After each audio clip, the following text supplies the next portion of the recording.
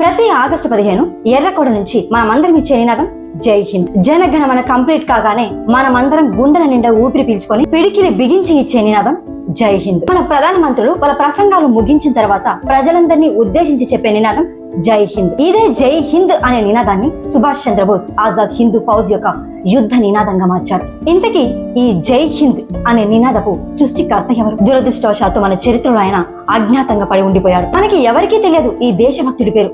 ఇంతవరకు ఎవరు కూడా మనకు చెప్పలేదు కూడా. ఆయన జీవితం అంతా మన దేశం కోసం పోరాటం చేసిన వ్యక్తి. చిట్ట చివరిగా ఆయన చనిపోయే ముందు నా పూర్వీకులు ఉన్న నా దేశంలో, నా తాత ముత్తాతలు నడిచిన నా కన్యాకుమారి ప్రాంతంలో, ఆ సముద్రంలో నా చితాభస్మాన్ని కలపండి అని కోరుకున్నాడు. ఆయన పేరే చంపకరామన్ పిల్లై.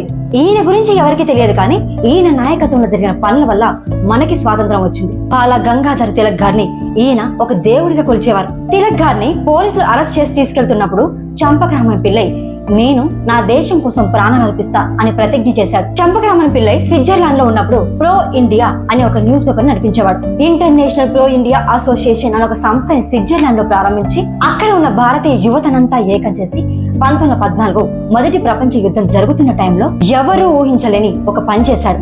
యుద్ధం జరుగుతున్నప్పుడే ఒక విమానాన్ని అద్దెకు తీసుకొని కొన్ని లక్షల కొద్ది ఫ్రెంచ్ భాషలో లెటర్స్ రాయించి ఆ లెటర్స్ ని ఫ్రెంచ్ భూభాగంలో వెదజల్లించాడు. ఆ లెటర్స్ లో ఏముందంటే, ఫ్రెంచ్ ప్రజలారా, మీరు ఇంగ్లాండ్ తో చేతులు కలపకండి. ఇప్పుడు ఇంగ్లాండ్ భారత్ ని బానిసలా చూస్తుంది, రేపు మిమ్మల్ని కూడా అలాగే చూస్తుంది. వాళ్ళలో ఇండిపెండెన్స్ భావాలను రేకెత్తించి ఇంగ్లాండ్ కి వ్యతిరేకంగా మార్చాడు. ఆ తర్వాత జర్మనీకి వచ్చి జర్మనీలో ఉండే ఇండియన్స్ అందరినీ ఏకం చేసి ఒక సంస్థని ఏర్పాటు చేసి యూరప్ మొత్తంలో ఉండే బ్రిటిష్ వ్యతిరేక శక్తుల్ని పోగు చేసి అమెరికాలో ఉండే లాల్ హర్దయాల్ ని ఈ ఉద్యమంలోకి తీసుకొస్తే ఆయన కూడా తర్వాత గదర్ విప్లవం ఏర్పాటు చేసి అమెరికాలో ఉండే బ్రిటిష్ వ్యతిరేక శక్తులందరినీ పోగు చేసి వీళ్ళందరూ కలిసి భారత్ పై యుద్ధానికి వెళ్లారు. అంటే బ్రిటిష్ ప్రభుత్వంపై. వీటన్నిటికీ మూల కారణం చంపకరామన్ పిల్లై. సుభాష్ చంద్రబోస్ గారికి జర్మన్ లో హిట్లర్ తో సమావేశాన్ని ఏర్పాటు చేయించిన వ్యక్తి చంపకరామన్ పిల్లై. హిట్లర్ తో మాట్లాడితే లాభం లేదు, జపాన్ కి వెళ్లాల్సిందే అని సలహా ఇచ్చిన వ్యక్తి చంపకరామన్ పిల్లై. ఆయనకి అత్యంత సన్నిహితుడైన మిత్రుడైన అబీద్ అలీ జఫ్రాని అనే వ్యక్తిని బోస్ కి తోడుగా ఇచ్చి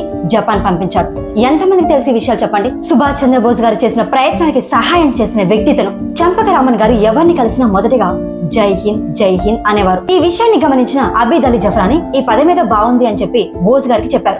అప్పుడు బోస్ గారు ఎస్ ఇది బాగుంది, ఇక నుంచి ఆజాద్ హిందూ ఫౌజ్ నినాదం జై హింద్ అని డిక్లేర్ చేశారు. ఇలాంటి గొప్ప గొప్ప విషయాన్ని కనుమరుగవుతుంటే మన తర్వాత తరానికి ఇవన్నీ ఎలా తెలుస్తాయి?